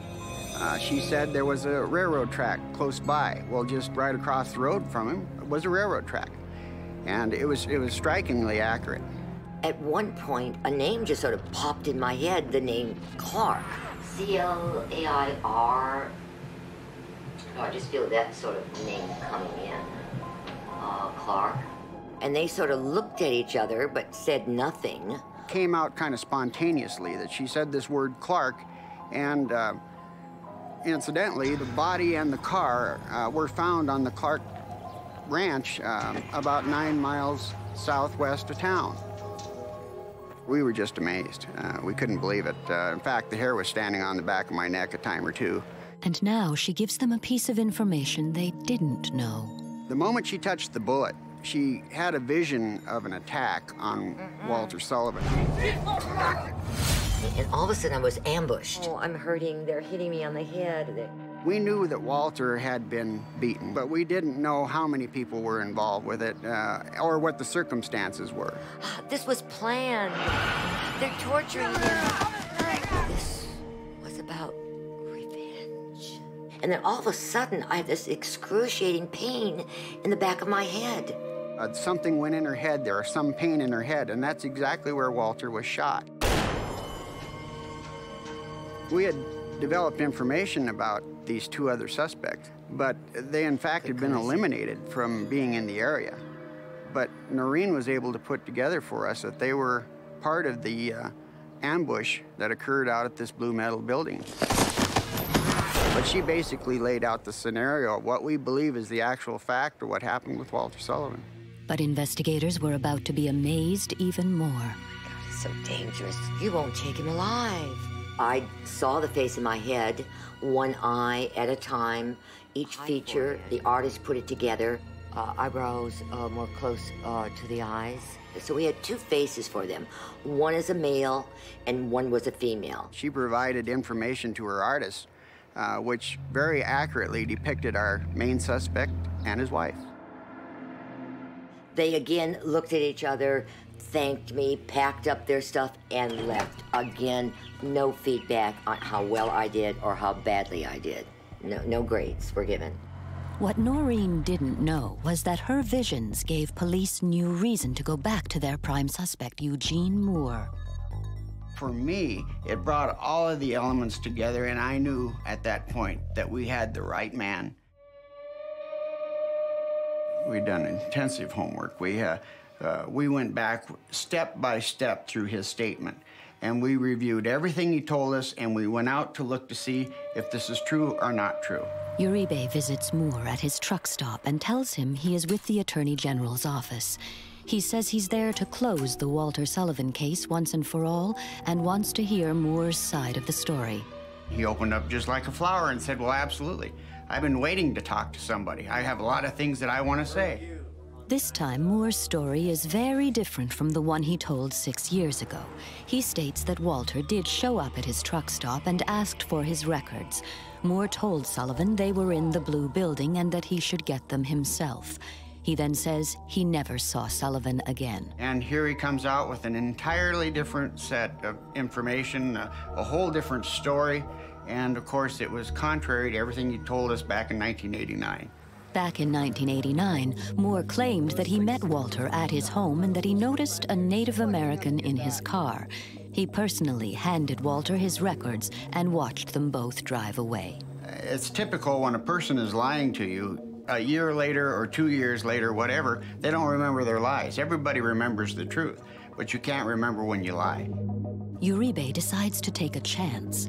After 6 years, police had no new evidence against Moore, but what they did have was a psychic scenario of how Walter Sullivan was killed, and Uribe uses it on Moore. On the morning of November 13th, 1989, Walter Sullivan meets Eugene Moore at his house to discuss his taxes. Sullivan follows Moore towards his blue shed. It's there that he's ambushed by Moore and 2 other men. They stuff Sullivan's body into the trunk of his own car, drive 9 miles, and push it off the side of Clark Road, where it drops 250 feet down into a ravine. Moore had no idea what we knew, and that worked very well for us because it acted like we had the details of what actually happened on the day of the murder. And the more we got into it, the more broken down he became. Incredibly, the psychic's version of the crime was true enough to convince Moore to break down and confess. You could just see an emotional change on his face. After 6 years, police finally have a confession. But do they have their man? He went from a very positive, hey, I have something to say here and I want the world to know I didn't do this and here's why. But as we broke him down and as we showed all the discrepancies, you could just see him kind of shirk and shrink in his chair. And then he began to come around to the point where he wanted to, hey, if I confess to this, what's going to happen to me? And then he started trying to make arrangements or cut a deal with us right on the spot to determine how many years in prison he was going to get. He had told us he didn't want to go to prison and that we'd never take him alive. A psychic's vision is about to go unheeded. You won't take him alive. A Montana state auditor is found dead near the small town of Shelby. After 6 years, a co-worker's letter would make state headlines and puts investigator Joe Uribe under the gun to solve the crime. With no new leads, Uribe asks a psychic for help. Her visions of the crime send the police back to their prime suspect. When confronted, he confesses. His story finally crumbled right before his eyes. He broke down. At last, police have Eugene Moore exactly where they want him. But instead of taking him into custody, police decide to follow protocol and let him go. Our Attorney General instructed us not to arrest him because it had been so long since the murder. We wanted to put it into a warrant of arrest with information that we would file with the judge and let a judge determine, based on the information we had, whether or not there was enough grounds or probable cause to go ahead and make the arrest. It was a costly mistake, one that the psychic had predicted. He's so dangerous. You won't take him alive. He had told us he didn't want to go to prison and that we'd never take him alive. And once he walked out that door, I knew he'd made a big mistake. When police return the next day with an arrest warrant, Eugene Moore is gone. He's spotted heading towards the Canadian border. We knew he had a handgun and we knew he had a rifle. And we felt at that point that it was very dangerous. But we had to stop him. We called ahead and radioed ahead and had additional forces come in, and they used stop sticks, which are devices that are used to blow out the tires on a vehicle. And we had them deployed in such a manner that we got his tires flattened. And in the event of that, he even still went 1.5 miles after his tires went down because he didn't want to stop. Police do all they can to stop Moore, and when they finally do, he tries to shoot himself, fails, and turns his gun on police. Several shots were exchanged. 2 officers were shot before Mr. Moore was in fact shot and killed. Noreen's premonition was right. Police would never take Eugene Moore alive. Officials say it began when they tried to arrest Eugene Moore for a 1989 murder. But minutes later, deputies found themselves on a chase. Moore led them down this road, and that is apparently when the gunfire broke out. We didn't want him to kill himself or get shot. We wanted him to go to prison. Being these anti-government leanings that he had, didn't feel that he owed the government anything. He's a businessman, and in fact hadn't paid taxes in years. Eugene Moore's death meant there would be no justice for Walter Sullivan. Any evidence of Moore's accomplices died with him. All the evidence that we had, nothing could be corroborated. As far as his involvement went, and especially any closure for the victim's family in a court case at all. We should never have allowed him to get away from us. We should have arrested him on the spot. Looking back on it all, that probably was the biggest mistake in my career. But there's no mistaking that a psychic's vision helped police to force a killer's hand. The thing that Noreen Rainier did for us is, police work, we did all the basics. We went back and did all the groundwork. And all the elements were there, but there just wasn't quite enough to make the arrest. I think I gave them more ammunition and more confidence about what really happened, so when they confronted the murderer, they could bring these things out by my clues, my information, my seeing what happened to Walter and how he was killed. I, as an investigator, would not discount any information from any source. You get it, you filter it. If it's of use, you use it, you run with it. And that's the way I view the psychic. I think I'm accurate in all my cases. Never 100%. Nothing is ever 100%, even in this reality. In the psychic world, of course it's not. But I felt very accurate. I felt the pictures were coming. I was seeing clearly. I felt I did my job, and I think I did it well. I don't feel I solve crimes. I think I'm just a small part in helping it come to a successful conclusion. Sue Moore's efforts to convince the state to reinvestigate would bring Walter's killer down and change the way the state of Montana did business. Field reps now carry cell phones, are much better about documenting where they are and how long they're going to be. And frankly, if there's any question at all, they subpoena the employer into the sheriff's office. Walt was a tough guy, and he believed he could handle his job. I mean, the reason he asked to be moved out to the field from being a computer guy was he really wanted to work with employers. He had a great talent and skill for it. And for me, that was really the great tragedy of Walt's story, was this guy who loved his job, loved what he did, cared so much about providing a good service as a state employee, was not served well, in my opinion, during that time. It was a very awful thing to live through. I cannot imagine what his family went through. As a friend, I know how incredibly painful and tragic it was. To me, there was just a sense that at least it's resolved. Sue Moore was determined to keep Walter Sullivan's memory alive.